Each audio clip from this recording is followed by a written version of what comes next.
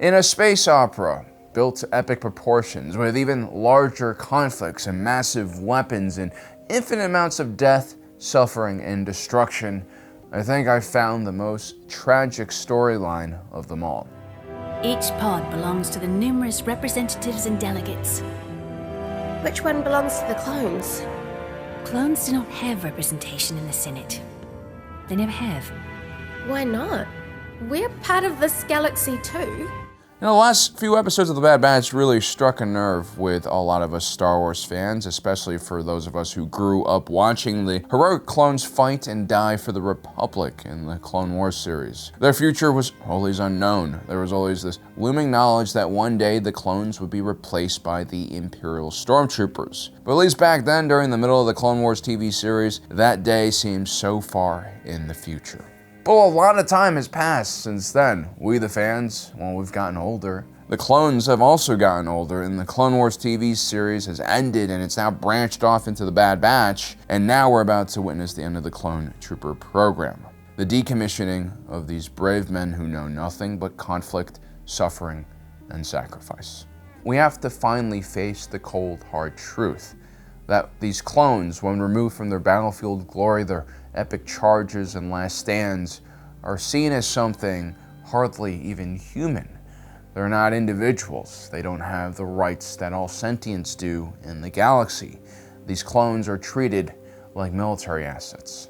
When the prequel series came out, the clone troopers were supposed to be just another story element, a piece of the background in this Skywalker saga. They were a convenient plot device in a fake war started by the Republic-led Sith against the Sith-led controlled opposition in the Confederacy of Independent Systems. In a galaxy where large-scale conflict had been eliminated more than 1,000 years ago, finding an army ready to do battle was quite difficult. And so the Sith had to be creative. The industrious Outer Rim corporations that are at the heart of the Confederacy used their robust manufacturing power to create a massive droid army, which more than made up for their region's lack of people. And the rich and powerful core worlds of the Republic, with their elite and pampered populations that surely would refuse to pick up a blaster and fight, would fund a secret clone army.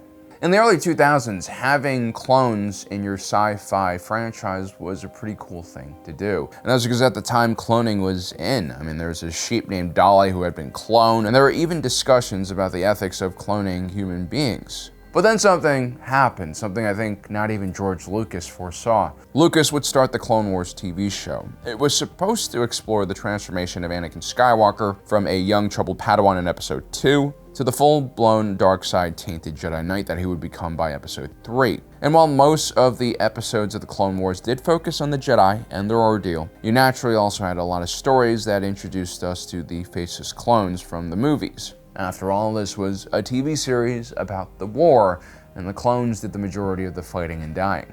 And while Jar Jar Binks and young Anakin kind of flopped amongst younger fans, the clone troopers instantly became a favorite for young audiences. They were heroic, brash, and decisive on the battlefield. Okay, clank it. And even though these individuals were constantly immersed in bloodshed and horrific situations, they still remained relatively naive and optimistic and lighthearted about their situation. The clones were extremely likable. Your helmets, remove them. Your faces I wish to see. There's not much to look at here, sir. We all share the same face. Deceive you, eyes can. In the Force, very different each one of you are. The Kaminoans had designed the clones to be more obedient and loyal than your typical soldier. There were changes done to them at the genetic level. And the clones were also given numbers, not names, standard white armor and helmets to make them look identical. What the Kaminoan cloners really wanted were droids with some human tendencies and creativity. But Yoda, a Jedi, understood, could feel the different and independent person each clone was, and that was because no matter how much modification the Kaminoans did to the clones, what made them superior to the droids was the fact that they could think for themselves, react to situations, and come up with ideas. The clones needed that spark of sentience to make themselves more effective soldiers. This is fundamentally why we all feel uneasy seeing these clones being bred for a life of warfare. We see ourselves in their humanity, and we're not okay with the fact that they have no choice in what kind of future they want to lead. In a way, the Confederacy even bent systems with their droid armies were far more ethical because droids were machines. They lacked true sentience and could not feel pain, fear, and sorrow, which the clones could. The droids just mimicked human behavior through lines of code without actually being able to fully experience it. Although why B-1 battle droids were programmed to get scared on the battlefield is something I can never truly understand. We rarely ever get to hear about the Confederacy side of the story because they lost the war, but they had their own propaganda, and one of the biggest things they complained about with the Republic was their usage of clone soldiers. They saw it as barbaric, as slavery. The Clone Wars was supposed to be a war fought by proxies, a political battle that spared citizens of both sides from the destruction being wrought on the battlefield. After all, the end goal of the Sith was to inherit a galaxy that wasn't completely destroyed by war. Palpatine needed the Republic and Confederacy's industrial base and manpower intact to build his new galactic empire. The droids would be decommissioned shortly after the fighting ended, and the clones, they were meant to fade away as well and give way to the new Stormtrooper Corps. And a key part in this Sith strategy was dehumanizing the clones. The same tactic that Emperor Palpatine would use to dehumanize the Imperial Stormtrooper Corps many years later was applied to the Grand Army of the Republic too. Like I said, every clone wears a helmet, hiding their identity, but even when they took off their helmet, their faces were identical. The numbers they were given instead of names made them seem more like products on an assembly line and not people. I mean, technically speaking, the clones were actually products owned by the Kaminoans.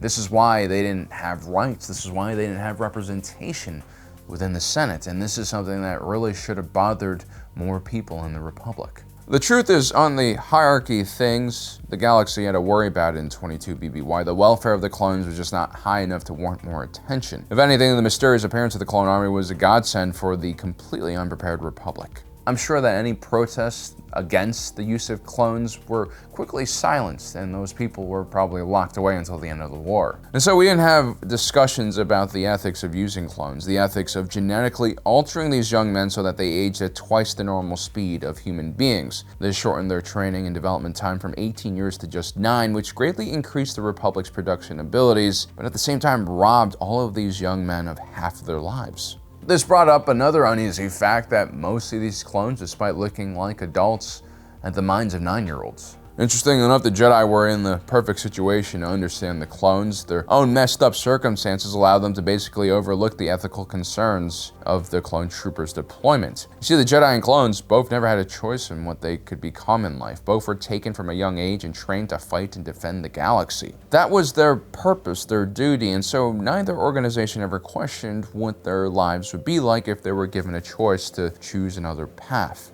The Jedi were also quite used to deploying children on the battlefield. Their physical gifts allowed them to survive dangerous situations even if their mental maturity wasn't exactly there. And so you have this really strange war where you have slave soldiers being commanded by monks who are kind of slaves themselves, and they, of course, are fighting droids. Between these three sides, there were hardly ever any talks about individual rights and desires, I'm sure. Now, even though I'm pretty hard on the Jedi usually, I can't really blame them for not speaking out about the clones here. Especially because it was the Jedi who encouraged the clones to adopt names and seek out their own individuality, and for that I am forever grateful. Most Jedi seem to also care about the lives of their men, especially individuals like Yoda, Obi-Wan Kenobi, and Anakin, who all subsequently trained and nurtured some excellent clone officers, individuals like Rex and Cody. There were other clones like Quinlan Vos who just didn't trust their clones, or individuals like Pong Krell who used his clones like cannon fodder. But for the most part, the Jedi seem to have a positive effect on the clone troopers. I am, however, going to be far more critical about the Republic and the senators that represented them. I mean, why is it that we had to wait all the way until the Galactic Empire for a senator to actually stand up and champion the rights of the clones? They are not droids to simply be shut down. These are soldiers who defended us, defended our worlds. I mean, don't get me wrong, I am very happy that Riyo Chuchi finally stood up and said something, but this should have happened like in the first year of the war, if not at the end of the Clone Wars, when the clone troopers finished their job and the danger and crisis had been averted. Why did so many citizens of the Republic ignore the situation? It's not like the clones' origins were a secret, not even Palpatine could hide that. It's almost as if he knew that the galaxy would be apathetic to their condition. Maybe Palpatine understood that most individuals out there in the galaxy are followers, and most people are okay with other people thinking for them, and that most people just look to consensus or social norms or laws to dictate their own actions. In more developed societies, we have layers and layers of rules and regulations, bureaucracy, laws that dictate what's right or wrong. We have entire departments in college that focus on ethics and debating what is right and wrong. I remember when I was in college, I took this philosophy/ethics course, and I remember hating it. I was like, why are we looking at morality and ethics as if it were some super complicated thing that we need algorithms to figure out? This is obvious. It's something we're taught at a young age, and we should innately know what's right or wrong. At one point, I even considered the possibility that the professor was just a psychopath who needed to intellectualize things so that he could understand morality. But then, I took a step back and I realized maybe I'm just being a bit arrogant here. Perhaps there are people who literally don't know what is right or wrong. I mean, is it that far-fetched to say that there are people out there in society who depend on consensus, social norms, and laws to explain to them what is right or wrong instead of having an internal compass to guide them? Is it so far-fetched to think that maybe we'll all become lazy one day and just depend on political pundits, people on TV, on social media, political leaders to do the thinking for us? Maybe instead of just thinking about the substance of what they're saying, let's just follow the people who look like me, or who have the same hobbies as me, or say jokes that I like, or make fun of the people I hate. Let's abandon our responsibility to critically think. That is essentially what happened in Star Wars. The Republic's leaders, the senators, the infallible Jedi all accepted the clone soldiers despite their questionable status as slaves. And so the galaxy followed suit. Now, some of you might be thinking, well, thank God something like that could never happen in our own world, but let's think about our own world. Let's talk about this. I mean, the majority of military forces on our planet use 18-year-olds as frontline combat soldiers. Young, impressionable, naive men with their entire lives ahead of them, with very little life experience or understanding of the conflicts that they're getting engaged in. Why do we let them fight when it's really these pundits, these media personalities, these older politicians who are the ones who call for war? Why doesn't Putin ride the first tank into Ukraine when he calls for an invasion? The failure of the Republic's citizens to protect the rights of the clones is one of the most tragic things to happen in Star Wars, and at the same time, it's the most relevant message Star Wars can deliver to us.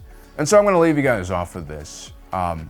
For those of you out there who still have the luxury of living in a free society where an individual's voice and vote matters, it is your responsibility to get politically engaged, to understand the politics of your nation, of the world, to form your own political opinions and not just parrot the ideas of others. And that is because millions, if not billions, of people have given their lives to get you to this point right now, and millions more in the future, unfortunately, will die defending this right that you have.